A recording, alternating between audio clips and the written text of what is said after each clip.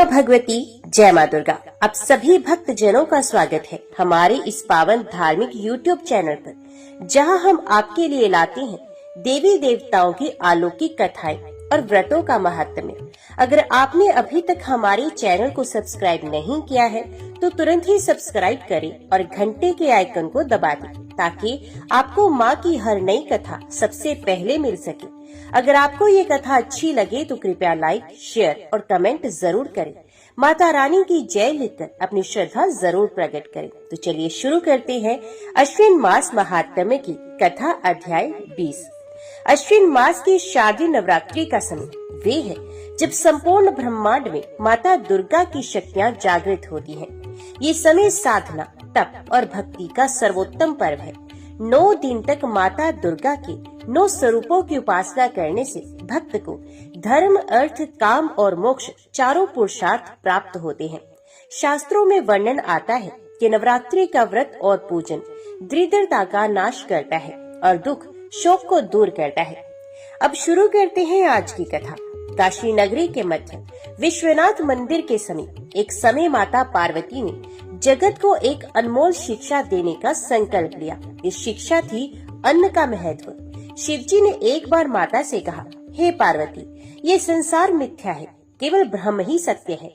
अन्न, धन आदि सब माया है। माता ने तब विचार किया, यदि अन्न ही माया है तो शिव जी को ये अनुभव कराना आवश्यक है कि बिना अन्न के जीवन असंभव है। माता ने अपना अन्न प्रदान करना बंद कर दिया। संपूर्ण जगत में भूखमरी छा गई। देवता, ऋषि मुनि, प्रजा सब अन्न के लिए व्याकुल हो उठे। यहाँ तक कि स्वयं भगवान शंकर को भी भोजन नहीं मिला। तब माता ने काशी में अन्नपूर्णा स्वरूप धारण किया। उनके एक हाथ में अन्न से भरा पात्र और दूसरे हाथ में अन्नदान करने की मुद्रा थी। उनके दर्शन से ही प्राणी तृप्त हो जाते। तभी से माता को अन्नपूर्णा देवी कहा जाने लगा। काशी नगरी से दूर एक छोटे से गांव में एक साधारण ब्राह्मण परिवार रहता था। परिवार बड़ा था, परंतु परिस्थितियां कठिन थी। इस परिवार में 2 बहनें गौरी और सावित्री अपनी भक्ति और निष्ठा के लिए जानी जाती थी। गौरी बड़ी बहन शांत और संयमी स्वभाव की थी। सावित्री छोटी बहन हंसमुख लेकिन गहरी श्रद्धा रखने वाली थी। उनके माता पिता गरीब थे, खेत सूखे पड़े रहते थे और कभी कभी तो एक समय का भोजन भी कठिनाई से मिल पाता था। फिर भी दोनों बहनें हर साल नवरात्रि का व्रत करती और वे कहती, भूख प्यास चाहे हमें सताए, लेकिन नवरात्रि माता अन्नपूर्णा और दुर्गा की कृपा से ही सब संकट मिटेंगे। अश्विन मास के शुक्ल प्रतिपदा का दिन आया। गांव भर में भक्त लोग नवरात्रि के लिए माता की मूर्ति स्थापित कर रहे थे। कहीं ढोल नगाड़ों की गूंज थी तो कहीं शंख और घंटियों की ध्वनि। गौरी और सावित्री ने भी अपने छोटे से झोपड़े के आंगन को साफ किया, गोबर से लिपाई की, फूलों से सजाया और एक मिट्टी का छोटा कलश रखकर उसमें माता दुर्गा का आवाहन किया। गौरी ने हाथ जोड़कर कहा, हे माँ, हमारे पास धूप दीप नैवेद्य की समृद्धि नहीं है। हमारे पास सोने चांदी की थालियां नहीं है। हम तो केवल अपनी श्रद्धा और भक्ति से आपको पुकारते हैं। हमारी पूजा स्वीकार करें। सावित्री ने भी आंसू भरी आंखों से कहा, माता अन्नपूर्णा, हमारे घर में अन्न का अभाव है। माँ, आप ही तो अन्न की दात्री हैं। कृपा करें कोई भूखा न सोए। दिन बीतने लगे। व्रत के नियम के अनुसार दोनों बहनें दिन भर उपवास करती और केवल संध्या के समय एक फल या थोड़ी सी जल धारा ग्रहण करती। लेकिन उनके घर की स्थिति इतनी कठिन थी कि कभी कभी एक फल भी नसीब नहीं होता। गांव के लोग भी जानते थे कि यह परिवार दरिद्र है। कुछ लोग ताना देते, अरे इनके पास तो खाने को अन्न नहीं, फिर व्रत का क्या करेंगे। लेकिन बहनें धैर्य से उत्तर देती, हमारे पास श्रद्धा है और श्रद्धा ही सबसे बड़ा अर्पण है। गांव में उस समय अकाल की छाया थी। खेतों में धान और गेहूं की बालियां सूख चुकी थी। तालाबों का जल भी कम हो चुका था। लोग परेशान थे। ऐसे समय में दोनों बहनों का नवरात्रि व्रत करना सबको अचंभित करता। कुछ लोग कहते, यही तो भक्ति है, जब अभाव हो और तब भी माँ की पूजा हो, तभी सच्ची उपासना सिद्ध होती है। अष्टमी के दिन जब बहनों ने अखंड दीपक जलाया और भजन गाए, तब उनका हृदय भाव विवल हो उठा। गौरी ने प्रार्थना की, हे माँ अन्नपूर्णा, जब स्वयं भगवान शिव भी आपके अन्न पर आश्रित हैं, तब हम तो तुच्छ जीव हैं, हमें अपनी कृपा दृष्टि दे। सावित्री ने आंसू बहाते हुए कहा, माँ, हमें भूखा सहना स्वीकार है, परंतु हम ये नहीं सह सकते कि कोई अतिथि हमारे द्वार से भूखा लौटे। माँ, हमारे घर में अन्न का भंडार दो। उनकी आंखें मूंदी थी, लेकिन उनसे ऐसा लग रहा था जैसे आंगन में सुगंध फैल रही हो, जैसे कोई अदृश्य शक्ति पास आकर आशीर्वाद दे रही हो। अष्टमी का दिन आया। ये नवरात्रि का सबसे महत्वपूर्ण दिन माना जाता है। सुबह से ही दोनों बहनों ने स्नान कर शुद्ध वस्त्र धारण किए। घर में थोड़ी सी मिट्टी की वेदी बनाई, जिस पर माता दुर्गा और अन्नपूर्णा का आवाहन किया। गौरी ने ध्यान में डूबकर मंत्र जपा। सावित्री ने भी आंचल फैलाकर माँ से कहा, माँ, भिक्षा दीजिए। ये भिक्षा केवल अन्न की ना हो, करुणा और कृपा की भी हो। उस दिन घर में कुछ भी नहीं था। भूखे पेट उन्होंने माता की आरती की। आंसू से गाए भजन उनके हृदय की सच्चाई को प्रकट कर रहे थे। नवमी के दिन गांव में कन्या पूजन की परंपरा थी। सब घरों में छोटी छोटी कन्याओं को बुलाकर भोजन कराया जा रहा था। गौरी और सावित्री सोच में पड़ गई, हमारे घर में तो एक कोर अन्न भी नहीं, हम कन्याओं को क्या खिलाएंगे। तभी अचानक दो छोटी कन्याएं उनके द्वार पर आई। उनके चेहरे दिव्य आभा से चमक रहे थे। उन्होंने कहा, क्या हमें भोजन मिलेगा? दोनों बहनें घबरा गई। सावित्री ने कहा, बहनों, हमारे पास भोजन ही नहीं, लेकिन यदि तुम प्रसन्न हो तो हम तुम्हें अपने हाथों से फूल और जल अर्पित कर सकते हैं। गौरी ने आगे बढ़कर दोनों कन्याओं के चरण पखारे और उनका स्वागत किया। उस समय उनके मन में केवल यही भाव था, कन्या में ही माँ का रूप होता है, अन्न हो या ना हो, सेवा का भाव ही सर्वोपरि है। जैसे ही उन्होंने कन्याओं को आसन दिया, अचानक पूरा आंगन सुगंध से भर गया। जहाँ पहले खाली मिट्टी के बर्तन रखे थे, वहाँ अब सुगंधित अन्न से भरे भंडार प्रकट हो गए। चावल, गेहूं, दाल, घी और तरह तरह के फल, सब कुछ अलौकिक रूप से वहाँ मौजूद था। दोनों कन्याएं मुस्कुराई। धीरे धीरे उनका रूप बदलने लगा। वे कोई और नहीं, स्वयं माता अन्नपूर्णा और माता दुर्गा थी। माता अन्नपूर्णा ने कहा, बेटियों, तुमने अन्न ना होते हुए भी कन्याओं का सत्कार किया। यही सच्ची भक्ति है। अन्न का मूल्य वही जानता है जिसके पास अन्न ना हो, और जिसने भूख में भी दूसरों का सम्मान किया, वही मेरे हृदय का प्रिय है। माता दुर्गा ने आशीर्वाद दिया, अब तुम्हारे घर से कभी अन्न का अभाव नहीं होगा। तुम्हारे कुल में समृद्धि और संतोष बना रहेगा। दोनों बहनें भाव विवल होकर माता के चरणों में गिर पड़ी। उनकी आंखों से केवल आनंद और भक्ति के आंसू बह रहे थे। जब गौरी और सावित्री के घर अचानक अन्न से भरे भंडार दिखाई दिए, तो आस पड़ोस के लोग दौड़े चले आए। जो झोपड़ी पहले हमेशा सोनी और निर्धनता का प्रतीक थी, वहाँ से अब सुगंधित पकवानों की खुशबू आने लगी। गांव की महिलाएं कहने लगी, ये कैसे संभव हुआ? अभी तक इनके पास एक दाना भी नहीं था, और अब भरे हुए कलश और सोने जैसी चमकती थालियां। कुछ लोग ये देखकर दंग रह गए और वे समझ गए, यह कोई साधारण घटना नहीं है, ये तो माता अन्नपूर्णा का चमत्कार है। गौरी और सावित्री ने उस दिन कन्याओं का पूजन किया। उन्होंने अन्न से भरे पात्र से 9 कन्याओं को भोजन कराया। स्वयं भी पहली बार तृप्त होकर भोजन किया।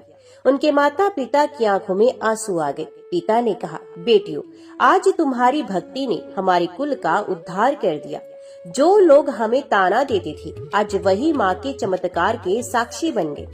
अब घर में कभी अन्न की कमी नहीं रही।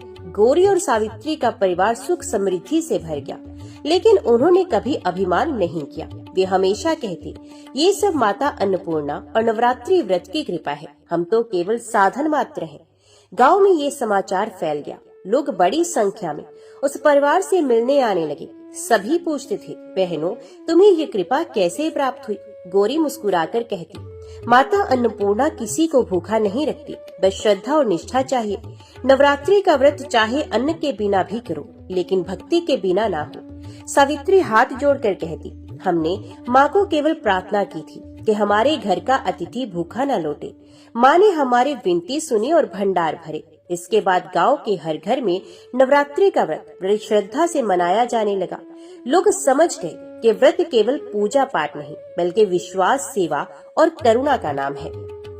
गौरी और सावित्री की कथा दूर दूर तक फैल गई। जब ये समाचार काशी पहुंचा, तो वहाँ के साधु संत और श्रद्धालु भक्त जन कहने लगे, ये तो वही चमत्कार है जो हमने शास्त्रों में पढ़ा है।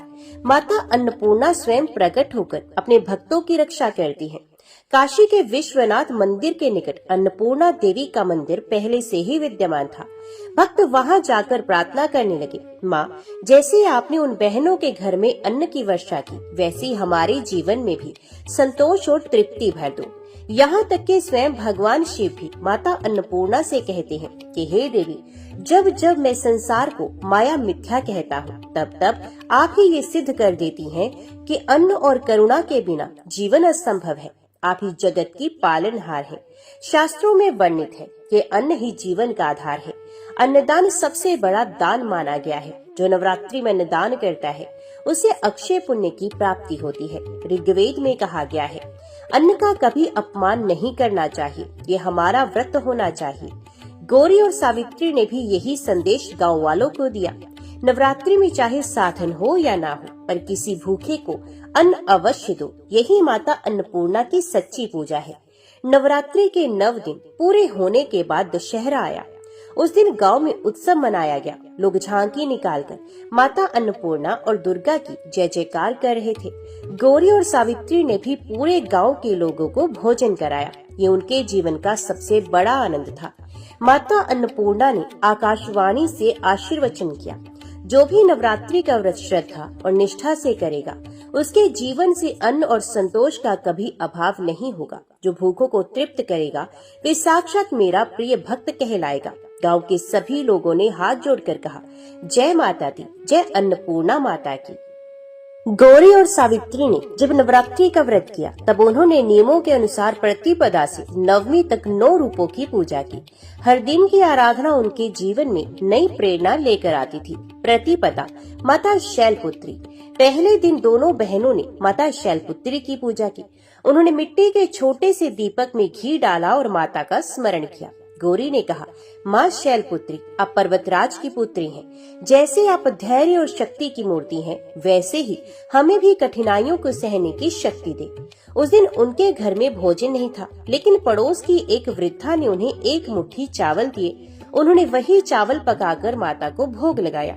द्वितीया माता ब्रह्मचारिणी।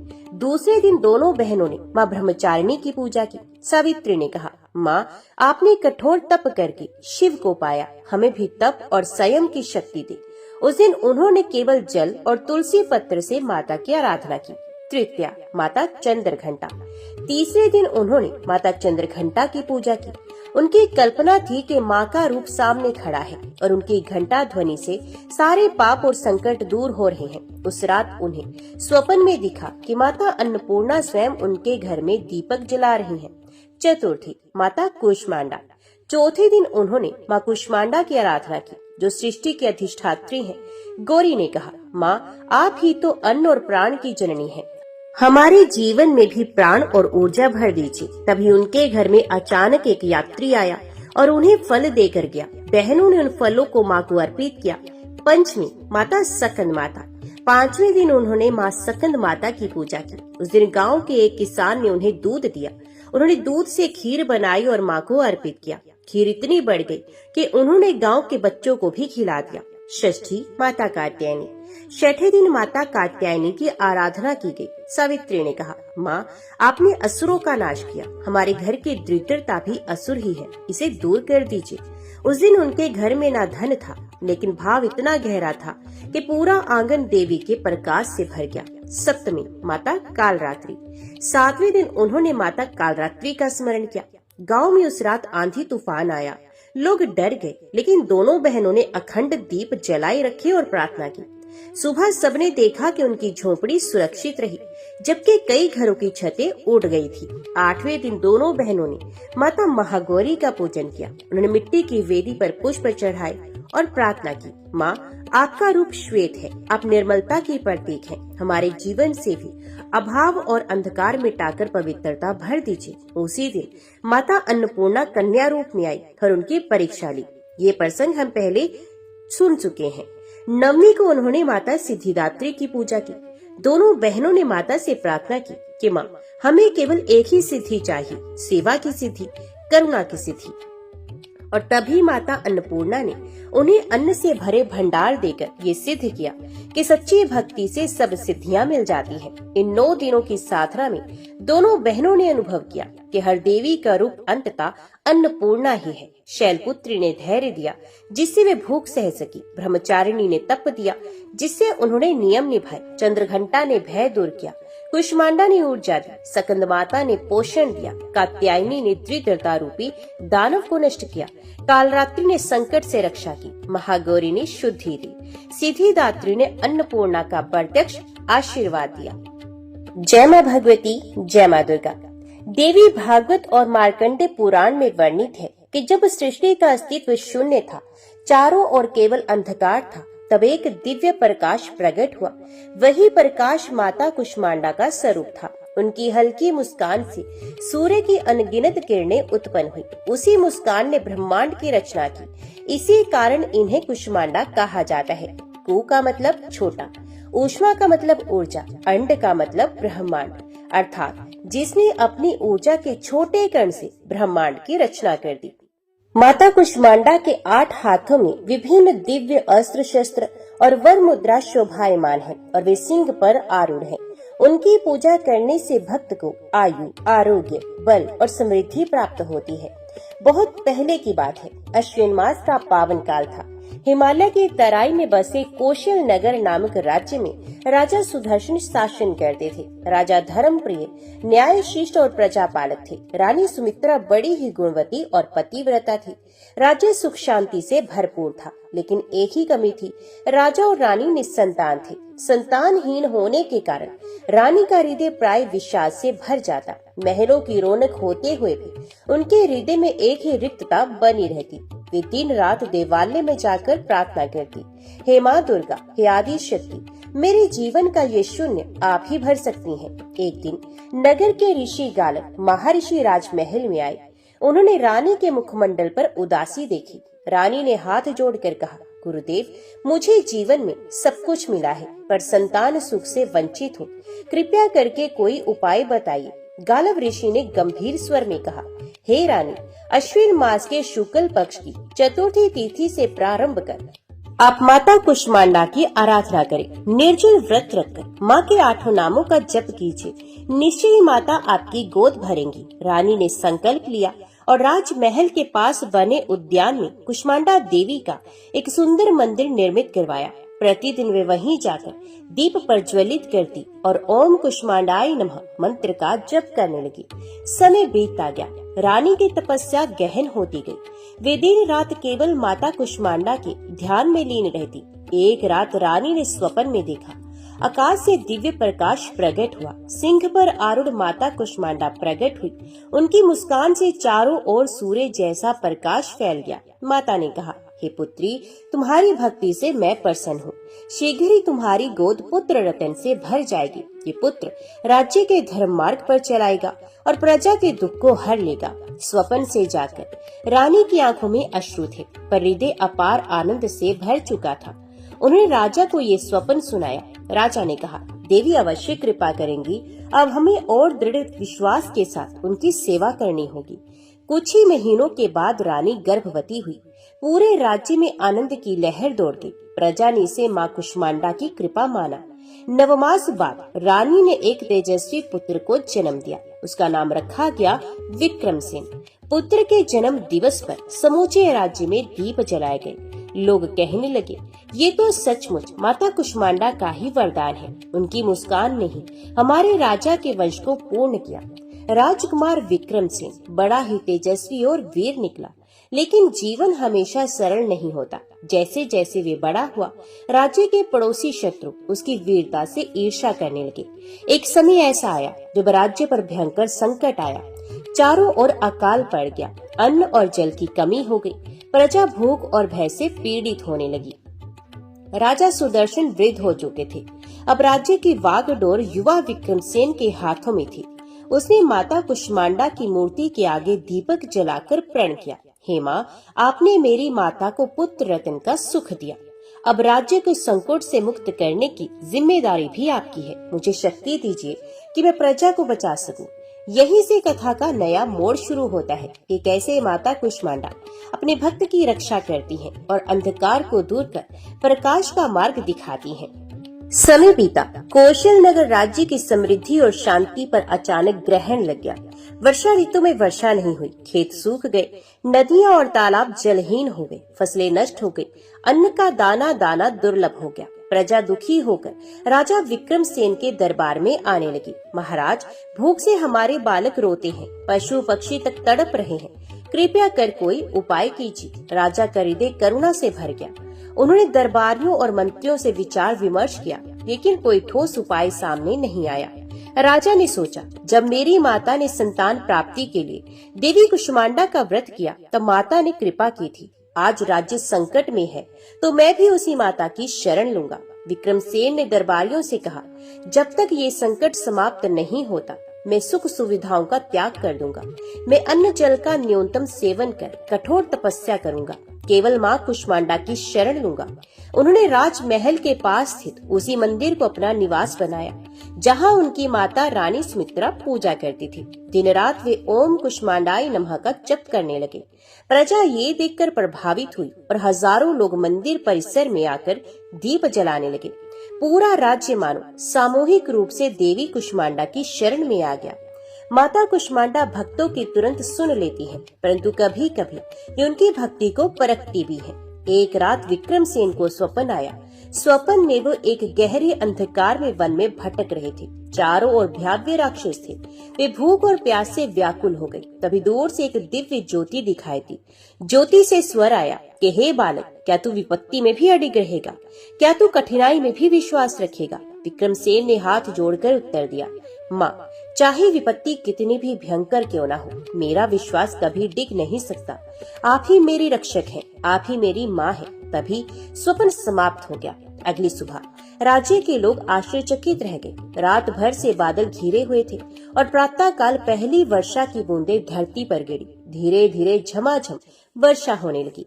सूखे खेतों ने मानो जीवन का अमृत पी लिया। प्रजा ने आनंद से नृत्य करना शुरू कर दिया। लोग कहने लगे, ये तो राजकुमार की तपस्या और माता कुष्मांडा की कृपा है। माता ने हमारी पुकार सुन ली। लेकिन संकट पूरी तरह समाप्त नहीं हुआ। वर्षा तो हुई, परंतु फसलों को पकने में समय लगने लगा। राज्य के अन्नकोश लगभग खाली थे। भूख अब भी लोगों को तड़पा रही थी। एक दिन मंदिर में दीपक जलाते समय विक्रमसेन को ध्यान की अवस्था में एक दृश्य दिखाई दिया। माता कुष्मांडा उनके सामने प्रकट हुई और मधुर स्वर में कहा, वत्स, वर्षा तो मैंने करा दी, अब आगे का कार्य तुझे करना होगा। जंगल के मध्य सूर्यकुंड नामक एक पवित्र सरोवर है। उसमें दिव्य अन्न उत्पन्न होता है। तू वहाँ जा और अन्न प्रजा में बांट। ये अन्न समाप्त नहीं होगा जब तक प्रजा की आवश्यकता पूरी न हो जाए। राजकुमार जाकर तुरंत कुछ सैनिकों और सेवकों को लेकर सूर्यकुंड की ओर चल पड़ा।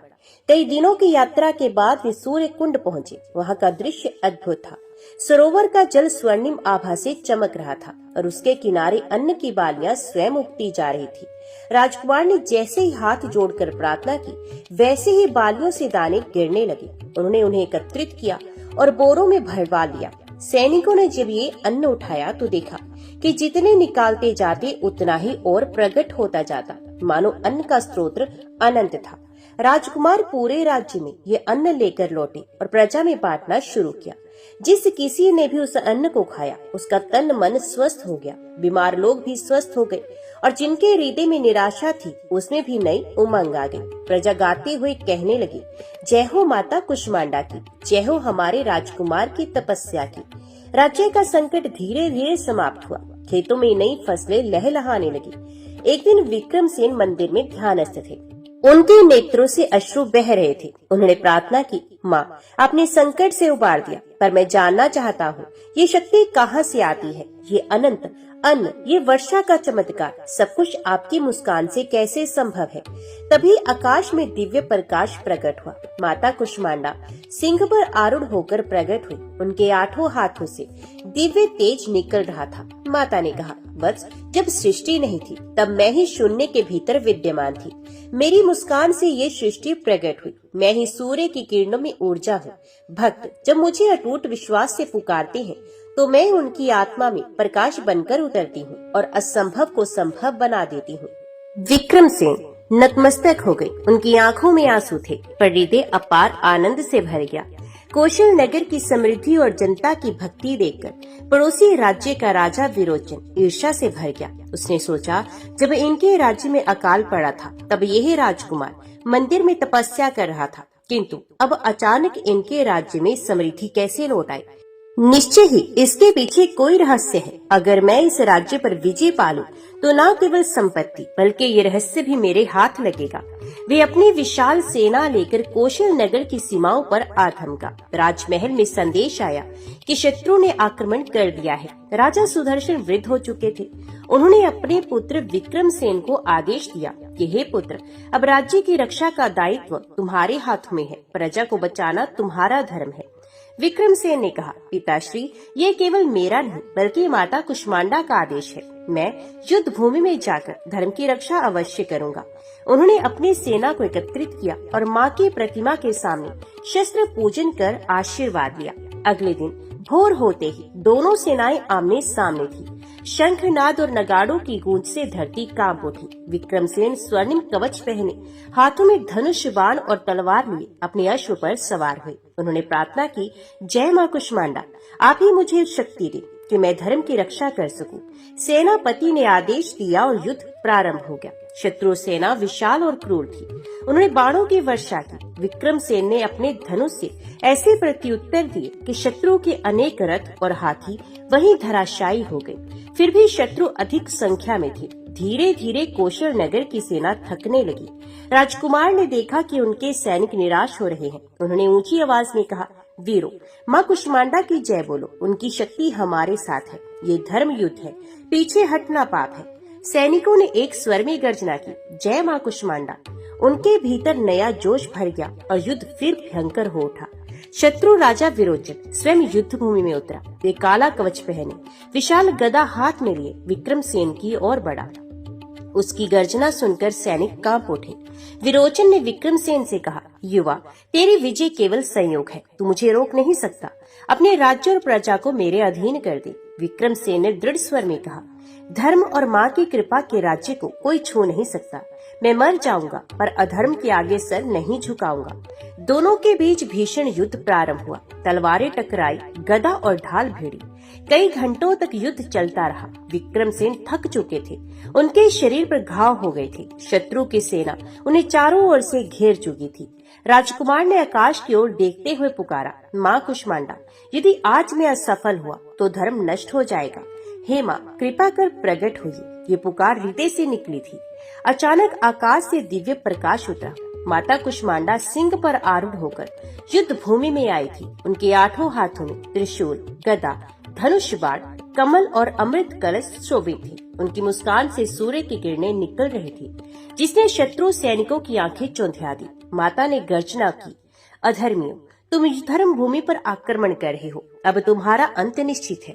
शत्रु सेना भय से कांप उठी। माता ने अपनी एक हाथ के बाण से शत्रु के रथों को नष्ट कर दिया। त्रिशूल से उन्होंने विरोचन की गदा को चूर चूर कर दिया। गदा उठाकर उन्होंने शत्रु के हाथियों को परास्त कर दिया। शत्रु सैनिक भागने लगे, परंतु माता की दिव्य दृष्टि से कोई बच न सका। विरोचन माता के सामने नतमस्तक होकर चिल्लाया, हे माँ, मुझे क्षमा करें। मैंने अज्ञानवश आक्रमण किया। अब कभी धर्म के विरुद्ध कदम नहीं उठाऊंगा। माता ने करुणा से कहा, विरोचन, तूने अधर्म का मार्ग चुना, परंतु यदि सच्चे हृदय से प्रायश्चित करता है तो मैं क्षमा करती हूँ। पर याद रख, धर्म का अपमान करने वाले को मैं कभी नहीं छोड़ती। विरोचन ने प्राण बचाए और अपनी सेना लेकर भाग खड़ा हुआ। कौशल नगर की सेना ने हर्ष उल्लास में जय माँ कुष्मांडा का नारा लगाया। राजकुमार विक्रमसेन घुटनों के बल गिर पड़े और हाथ जोड़कर कहने लगे, माँ, आपकी कृपा से धर्म की रक्षा हुई। ये विजय मेरी नहीं, आपकी है। माता मुस्कुराई और कहने लगी, वत्स, याद रखो, जब तक तुम्हारे हृदय में विश्वास और करुणा है, तब तक मेरी शक्ति तुम्हारे साथ है। ये राज्य सदा धर्म के पथ पर आगे बढ़े। इतना कहकर माता अदृश्य हो गई। युद्ध से लौटते ही प्रजा ने राजकुमार का भव्य स्वागत किया। राजमहल दीपों से सजाया गया। लोग गा रहे थे, माँ कुष्मांडा की कृपा से हमारा राज्य सुरक्षित है। जय हो धर्म के रक्षक विक्रमसेन की। राजा सुदर्शन ने गर्व से कहा, पुत्र, तूने केवल युद्ध नहीं जीता बल्कि माँ की भक्ति का आदर्श भी स्थापित किया है। युद्ध समाप्त हुआ, शत्रु परास्त हो चुका था। कौशल नगर की प्रजा अब निश्चिंत थी। सभी लोग कहने लगे, हमारे राज्य की रक्षा केवल शस्त्रों से नहीं बल्कि माता कुष्मांडा की कृपा से हुई है। राजकुमार विक्रमसेन ने जनता को संबोधित करते हुए कहा, हे प्रजाजन, ये विजय मेरी नहीं बल्कि आप सबकी आस्था और माँ कुष्मांडा की करुणा की है। अब हमारा कर्तव्य है कि हम धर्म, सत्य और सेवा का पालन करें। युद्ध के बाद विक्रमसेन को युवराज के रूप में ही नहीं बल्कि धर्म रक्षक के रूप में भी सम्मान मिलने लगा। उन्होंने राज्य में अनेक नियम बनाए। हर गांव में एक छोटा मंदिर बनेगा जहां प्रतिदिन दीप जलाकर माँ कुष्मांडा की पूजा होगी। अन्न और जल का भंडार प्रजा के लिए सुरक्षित रखा जाएगा ताकि कोई अकाल में भूखा न रहे। विधवाओं, अनाथों और गरीबों की देखभाल राज्य की जिम्मेदारी होगी। झूठ और अन्याय करने वालों को कठोर दंड मिलेगा। इन व्यवस्थाओं से राज्य में अद्भुत समृद्धि फैल गई। प्रजा अपने राजा और युवराज से संतुष्ट थी। जहाँ पहले लोग भूख और भय से पीड़ित थे, अब वहाँ चारों ओर हर्ष और उल्लास था। खेतों में लहलहाती फसलें, बाजारों में चहल पहल, मंदिरों में भजन कीर्तन मानो स्वर्ग उतर आया हो। लोग गाते हुए कहते, माँ कुष्मांडा की मुस्कान से ही ये ब्रह्मांड चलता है, उनकी कृपा से ही जीवन में सुख और समृद्धि आती है। यद्यपि राज्य अब समृद्ध था, पर विक्रमसेन का मन केवल भोग विलास में नहीं लगा। हर सुबह में वे मंदिर जाकर माता कुष्मांडा की पूजा करती, घंटों ध्यान में बैठती और बार बार एक ही प्रश्न पूछती, माँ, आपने मुझे शक्ति दी, राज्य को समृद्ध किया, परंतु जीवन का वास्तविक उद्देश्य क्या है? एक दिन ध्यान में विक्रमसेन को दिव्य दर्शन हुए। माता कुष्मांडा प्रकट हुई। वो कोमल स्वर में बोली, वत्स विक्रमसेन, याद रखो, संसार में सुख दुख आते जाते रहते हैं। संपत्ति, साम्राज्य और वैभव सब कुछ नश्वर है, परंतु जो धर्म और सेवा के मार्ग पर चलता है उसका नाम और पुण्य अमर हो जाता है। सच्चा राजा वही है जो प्रजा को अपने बच्चों की तरह मानता है। सच्चा वीर वही है जो दुर्बल की रक्षा करता है और सच्चा भक्त वही है जो हर स्थिति में विश्वास बनाए रखता है। माता के उपदेश के बाद विक्रमसेन ने अपने जीवन का ध्येय स्पष्ट कर लिया। उन्होंने दान, सेवा और न्याय को सर्वोपरि माना। हर वर्ष अश्विन मास की 9वीं तिथि को भव्य उत्सव होता, जिसमें माता कुष्मांडा की आरती गाई जाती और हजारों दीप प्रज्वलित किए जाते। राज्य में एक परंपरा भी प्रारंभ हुई। हर नवदुर्गा में विशेष रूप से चौथे दिन माता कुष्मांडा का व्रत और भजन कीर्तन किया जाता। लोग मानते थे कि इस व्रत से रोग दूर होते हैं, जीवन में आयु और सुख की वृद्धि होती है। एक दिन एक निर्धन किसान राजमहल के द्वार पर आया और उसने कहा, महाराज, मेरी फसल नष्ट हो गई है, परिवार भूखा है, कृपया मेरी मदद कीजिए। विक्रमसेन ने उसे गले से लगाया और कहा, भैया, ये राज्य केवल मेरा नहीं, तुम्हारा भी है। भूखा रहना इस भूमि में अधर्म है। उन्होंने तुरंत अन्न और बैल उस किसान को प्रदान की। किसान ने आंसुओं से भरे नेत्रों से कहा, महाराज, आप ही सच्चे धर्मराज हैं। निश्चय ही ये सब माता कुष्मांडा की प्रेरणा से ही संभव है। वर्षों बीतते गए। कौशल नगर धर्म, न्याय और समृद्धि का केंद्र बन गया। दूर दूर से यात्री आते और कहते, ये राज्य सचमुच माँ कुष्मांडा की मुस्कान से बना है। यहाँ दुख और निराशा का नामो निशान नहीं है। राजकुमार विक्रमसेन धीरे धीरे राजा विक्रमसेन बने और अपनी करुणा, न्याय और वीरता से जगत में प्रसिद्ध हो गए। माता कुष्मांडा ने उन्हें आशीर्वाद दिया, वत्स, जब तक सूर्य और चंद्रमा है, तेरे राज्य का नाम धर्म और भक्ति से जुड़ा रहेगा, तेरी कीर्ति अमर होगी। कथा के अंत में गालव ऋषि ने राज्य की जनता को संबोधित करते हुए कहा, हे जनों, देखो, ये सब भक्ति की शक्ति है। माँ कुष्मांडा की पूजा से अंधकार मिटता है और जीवन में प्रकाश आता है। जिसके जीवन में निराशा और दुख है, उसे चाहिए कि वे माँ दुर्गा की आराधना करें। निश्चय माँ मुस्कुराकर उसकी पीड़ा हर लेती है। राजा ने कई वर्षों तक निरंतर तप किया। उनके शरीर की चमक तपस्या से क्षीण होने लगी, परंतु मन में विश्वास अटल रहा। वन में बैठे राजा को समय का भान भी नहीं रहा।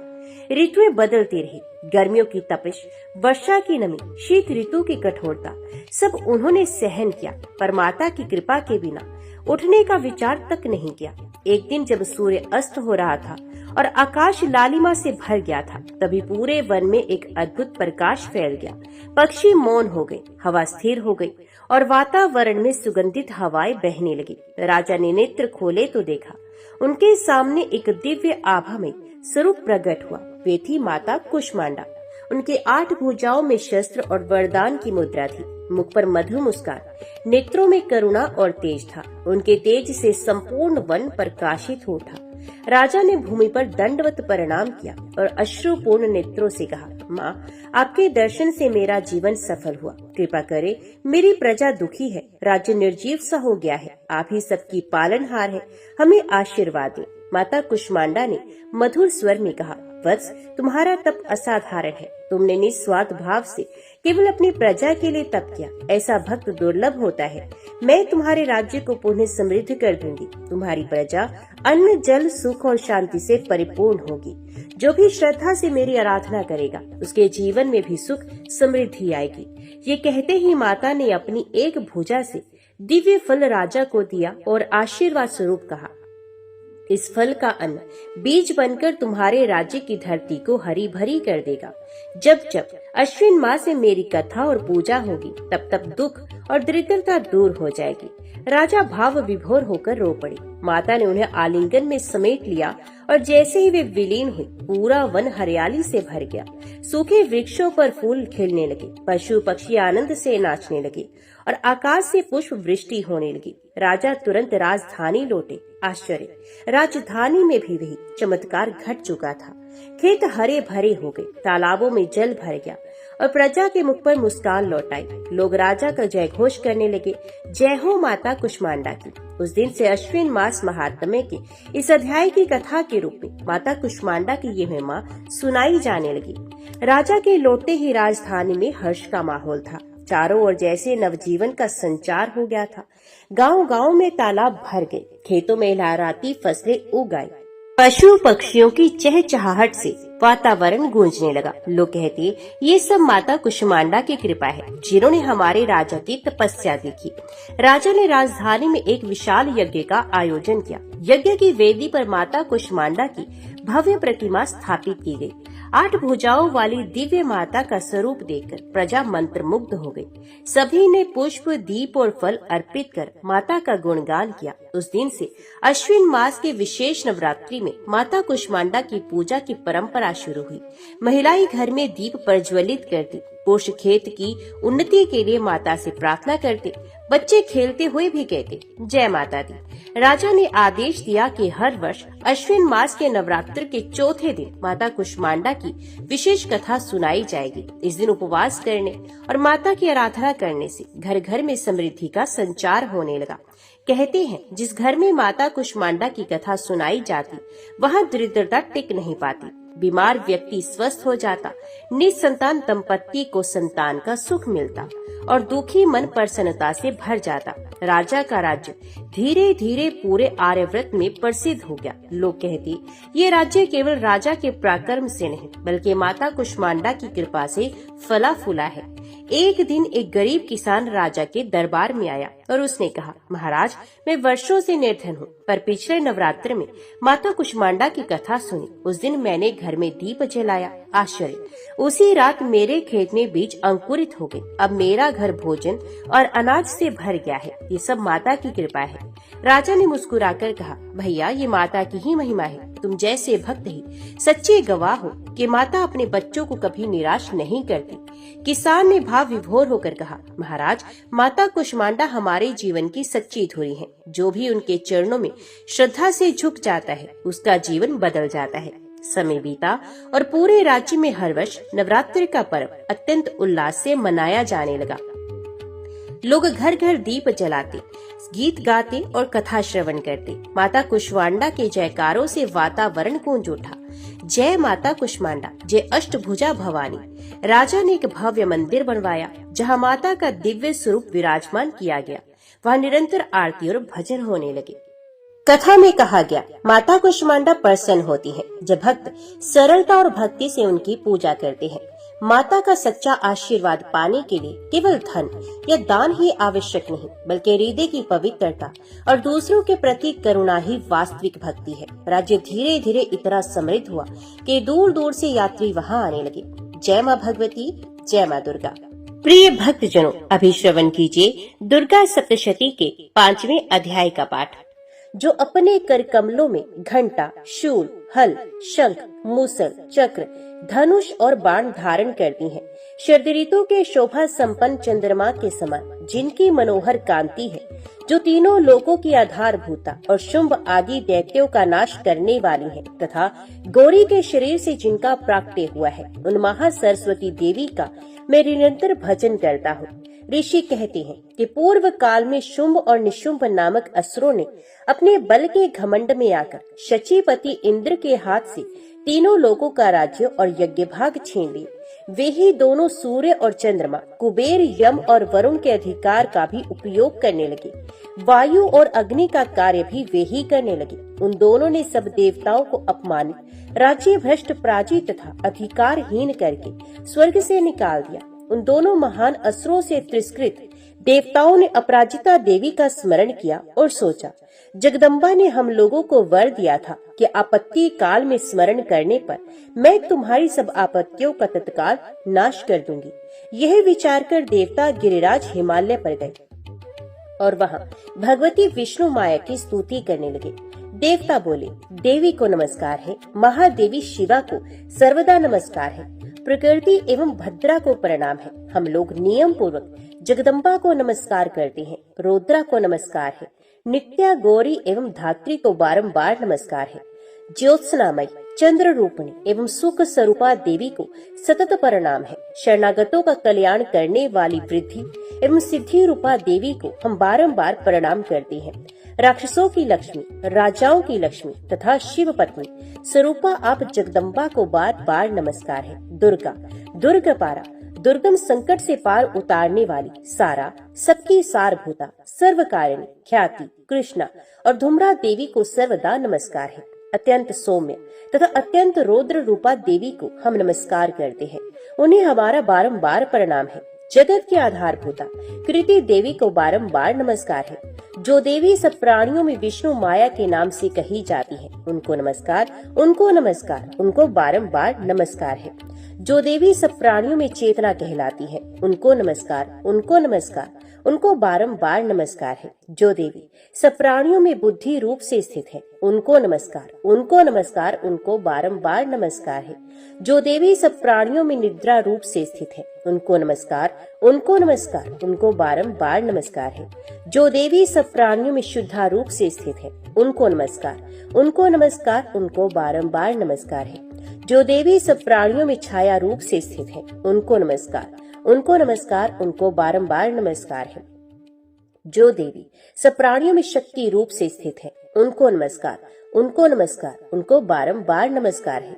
जो देवी सब प्राणियों में तृष्णा रूप से स्थित है, उनको नमस्कार, उनको नमस्कार, उनको बारंबार नमस्कार है।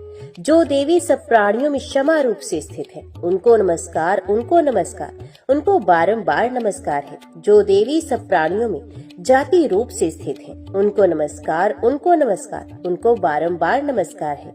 जो देवी सब प्राणियों में लज्जा रूप से स्थित है, उनको नमस्कार, उनको नमस्कार, उनको बारंबार नमस्कार है। जो देवी सब प्राणियों में शांति रूप से स्थित है, उनको नमस्कार, उनको नमस्कार, उनको बारंबार नमस्कार है। जो देवी सब प्राणियों में श्रद्धा रूप से स्थित है, उनको नमस्कार, उनको नमस्कार, उनको बारंबार नमस्कार है। जो देवी सब प्राणियों में कांति रूप से स्थित है, उनको नमस्कार, उनको नमस्कार, उनको बारंबार नमस्कार है। जो देवी सब प्राणियों में लक्ष्मी रूप से स्थित है, उनको नमस्कार, उनको नमस्कार, उनको बारंबार नमस्कार है। जो देवी सब प्राणियों में वृत्ति रूप से स्थित है, उनको नमस्कार, उनको नमस्कार, उनको बारंबार नमस्कार है। जो देवी सब प्राणियों में स्मृति रूप से स्थित है, उनको नमस्कार, उनको नमस्कार, उनको बारंबार नमस्कार है। जो देवी सब प्राणियों में दया रूप से स्थित है, उनको नमस्कार, उनको नमस्कार, उनको बारंबार नमस्कार है।